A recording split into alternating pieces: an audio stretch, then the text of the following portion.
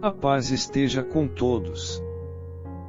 Meu nome é Miguel, sou um discípulo de Emanuel e por isso não posso falar diferente dele, porque ele também falou o que seu pai mandou. E também nos ensinou que aquele que fala por si mesmo está procurando a sua própria glória. Eu tenho 69 anos, 49 deles estudando e pesquisando a Bíblia. Tema: o sábado, ou o domingo. A Bíblia nos diz que o homem não vive somente de pão, e sim de toda palavra que sai da boca de Deus. Mateus 4 verso 4. O apóstolo Paulo também nos diz o seguinte: contudo, ainda que nós ou mesmo um anjo dos céus vos anuncie um evangelho diferente do que já vos pregamos, seja considerado maldito. Gálatas 1 verso 8. Diversos grupos de religiosos dizem que o domingo é o dia do Senhor, e para justificar o que dizem, apresentam diversos argumentos, porém todos sem fundamentos bíblicos. Entre os quais é que o Salvador ressuscitou em um dia de domingo. Isto é uma grande mentira. E qualquer pessoa que lê a Bíblia pode comprovar. Porque o Criador criou a semana composta de 7 dias, e entre eles não tem nenhum dia chamado domingo, então isto é mais uma história da velha serpente, o dragão, e é também o seu dia de glória, a celebração no coração dos tolos.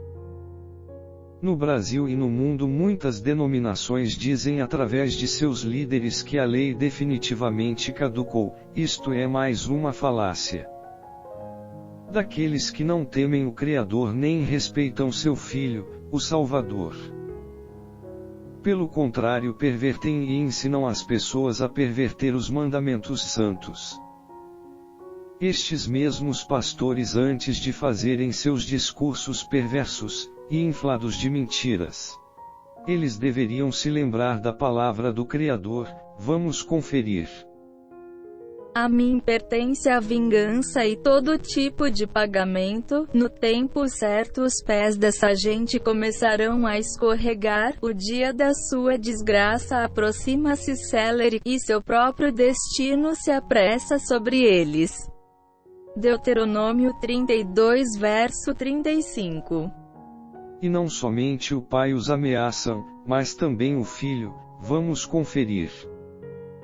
Ai de vós, doutores da lei e fariseus, hipócritas, porque viajais por mares e terras para fazer de alguém um prosélito, no entanto, uma vez convertido, o tornais 2 vezes mais filho do inferno do que vós. Mateus 23 versículo 15. Quanto à duração da lei, o próprio Salvador explica: com toda certeza vos afirmo que, até que os céus e a terra passem, nenhum ou o mínimo traço se omitirá da lei até que tudo se cumpra. Mateus 5 verso 18. Sobre a prática da lei, vamos ver o que disse o Salvador para o jovem rico. E eis que, aproximando-se dele um jovem, disse-lhe: bom mestre, que bem farei para conseguir a vida eterna? E ele disse-lhe: por que me chamas bom? Não há bom senão um só, que é Deus. Se queres, porém, entrar na vida, guarda os mandamentos. Disse-lhe ele: quais? E Jesus disse: não matarás, não cometerás adultério, não furtarás, não dirás falso testemunho, honra teu pai e tua mãe, e amarás o teu próximo como a ti mesmo. Disse-lhe o jovem: tudo isso tenho guardado desde a minha mocidade, que me falta ainda? Disse-lhe Jesus: se queres ser perfeito, vai, vende tudo que tens e dá aos pobres, e terás um tesouro no céu, e vem, e segue-me. Mateus 19 verso 16. Todos nós devemos lembrar que o sábado está incluído nos 10 mandamentos, e o nosso Criador reservou numerosas e grandiosas bênçãos para aqueles que guardarem e se deleitarem no seu santo dia.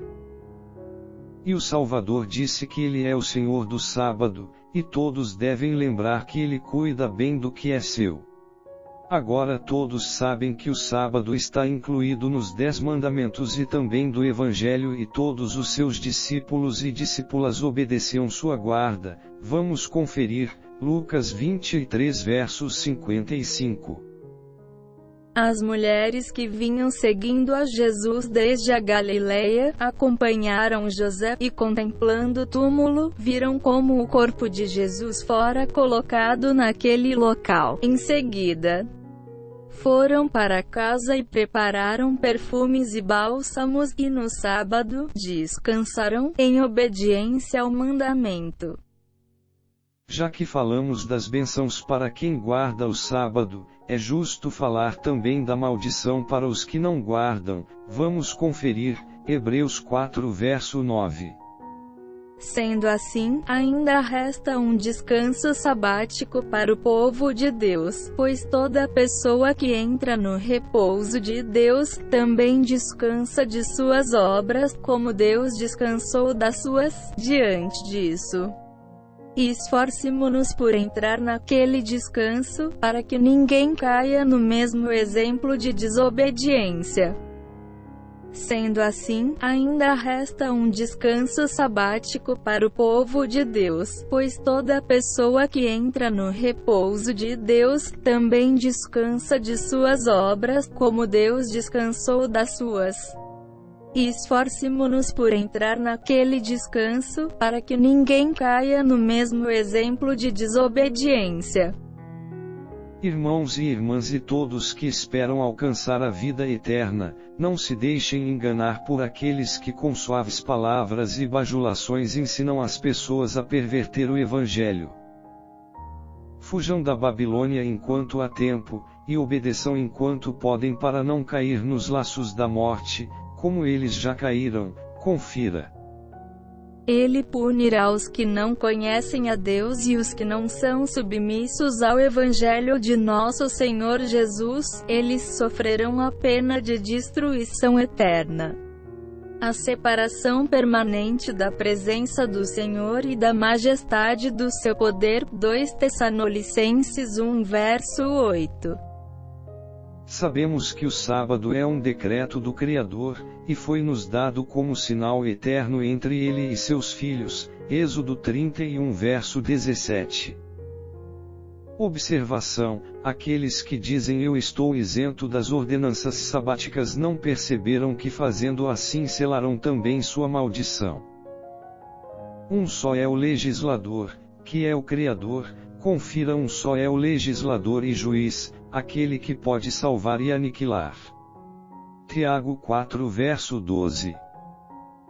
E qualquer um que se atrever a rivalizar com ele provará da sua ira, e no tempo certo receberá seu justo castigo.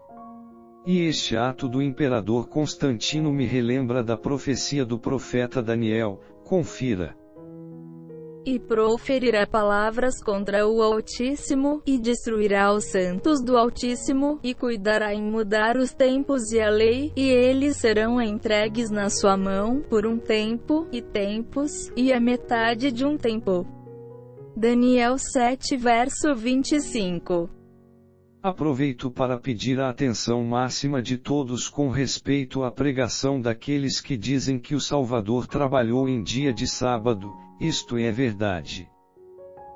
E também é verdade que eles não sabem explicar qual espécie de trabalho. Notem que ele realizava em dia de sábado exatamente o que foi prescrito na lei e nos profetas para todos os sacerdotes mortais. E especialmente para ele que é o sumo sacerdote na ordem de Melquisedeque. Porém, assim como os de hoje, aqueles inimigos maliciosamente o acusavam de transgredir o sábado. E assim fica provado que ele executava em dia de sábado as obras de um sacerdote e não as obras de um homem comum. Lucas 13 verso 16. Sendo assim, por qual motivo não se deveria libertar, em dia de sábado, esta mulher, uma filha de Abraão? a quem Satanás escravizava por 18 anos. Havendo Jesus pronunciado estas palavras, todos os seus oponentes se envergonharam. A paz esteja com todos. Amém.